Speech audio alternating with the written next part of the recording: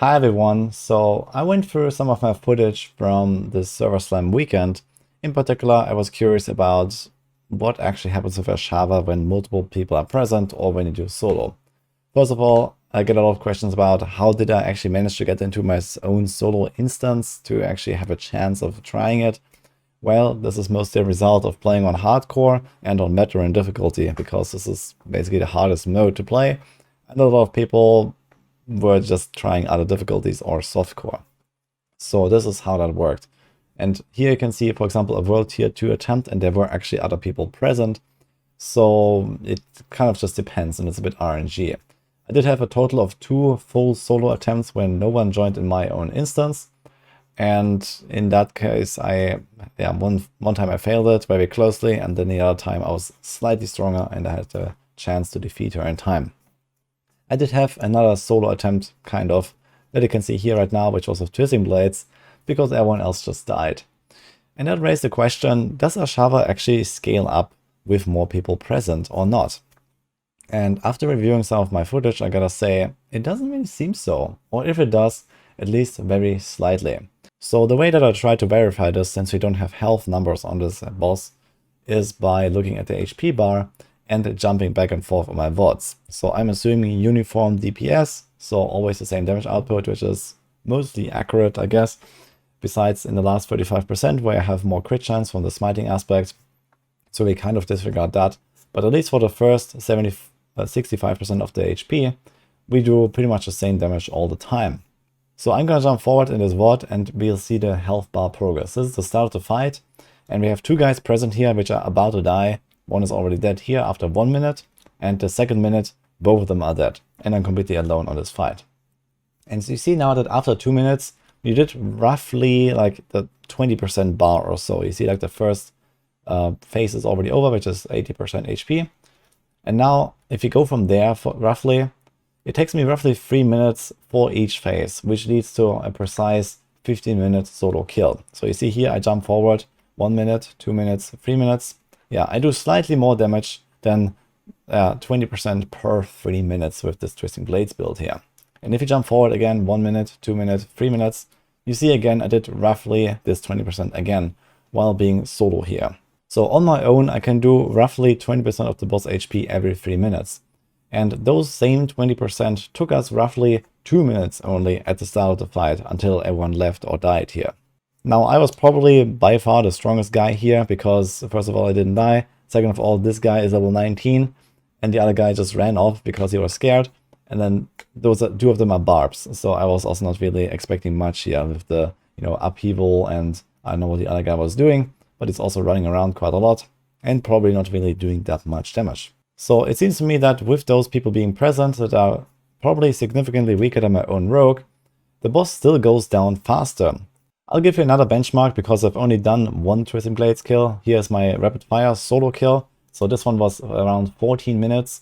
And we did again the same 20% HP per 3 minutes benchmark that I did on Twisting Blades as well. So if you go back here, we just go to the start of the fight and I jump 3 minutes, 1, 2, 3. You see it's pretty much exactly those 20%. And again, 1, 2, 3. And again, we have those 20%. And again, 1, 2, 3. Again, slightly less than 20% per 3 minutes. So we have the solo benchmark, and here's another attempt that I did before that, where I'm only very slightly weaker, so it's like almost the same character, and there's one other guy present. I think this guy died pretty early as well, and then I was pretty much alone for a while until there was a necromancer coming in, who I don't think really did anything on this boss. He was shooting a few blood lances and that was about it. So it was basically mostly my DPS again from that point. At least after this rogue was dead. So we see here again, let's go back to the start of the fight. I'm going to jump minutes. So this is 1 minute. The other rogue is already gone. And we have another guy dead there. This was 2 minutes now. And we have 3 minutes here. And you see that, yeah, we're basically doing exactly the same, around 20% in 3 minutes again. And now we see this other guy coming in here. This is the other dot on the map. This is the Bloodlands Necromancer that I mentioned. He's also like doing his little thing. But again, if we jump 3 minutes, we're going to see that we're going to do exactly those 20% again. And I'm pretty sure that this Necro is significantly weaker than whatever I'm putting out here with my Rogue. And very soon after that, there was also a Sorceress joining in this fight later. We're gonna see this in a second. So they were casting like Hydras and some other stuff, but also not really all that much, I think. So if we jump forward 1 minute, 2 minutes, you see the sorcerer is there now. And we are starting to do a bit more damage. So if we jump again now 3 minutes from this point, 1, 2, 3, you see that we're doing quite a bit more than this 20% per 3 minutes now. It's like maybe 25% or so. And you can see here, for example, that the last 20% of the fight actually only took like 2 minutes instead of 3 minutes. So if I was alone with my solo DPS, this would be around 3 minutes, slightly more. And with 3 people being present, with me being most likely way above the others in DPS, it seems like the boss is still going down quite a bit faster. And here's another interesting clip that was earlier, before I killed Ashava solo, where I was a little bit weaker with my rogue. I would guess I was maybe lacking something like 10-20% DPS or so compared to my final setup where I did it. And I was finishing one Ashava and joining another one that was already in progress when there was like 6 minutes left on the clock. So we can see this here. And there was only one necromancer present who did really absolutely nothing, because this guy was only standing very far away in the corner and shooting one bone spirit like every half minute or something like that. So we see that the boss is already missing a little bit of HP when I come in, so it's like maybe 2-3% down or so. And if you jump forth 3 minutes, 1, 2, 3, yeah, I take it down maybe something like 15% or so in that time, with whatever help this necromancer is also assisting with. And if you go another 3 minutes, 1, 2, 3, you see I take it down maybe like another 15% or so. So this is going to be like something like the 68% benchmark or something like that, 65. So this leads me to a conclusion that Ashava doesn't actually really get all that much more alive when there's multiple people present. There might be a little bit of scaling involved, but I think it's actually maybe maximum 25% or something like that per player. And you can see this here again. So this was my Twisting Blades rogue, and I showed earlier how I was kind of soloing Ashava after everyone died, and it was roughly the same, yeah, slightly less than 15-minute kill for me, with around 20% damage per 3 minutes. So you see this here actually, that with 14 minutes left on the clock, the boss is already 20% down. So this is 3 times faster than what I was doing solo earlier before. And if you continue again 1, 2, 3 minutes, you see that the boss is already dead basically at that point.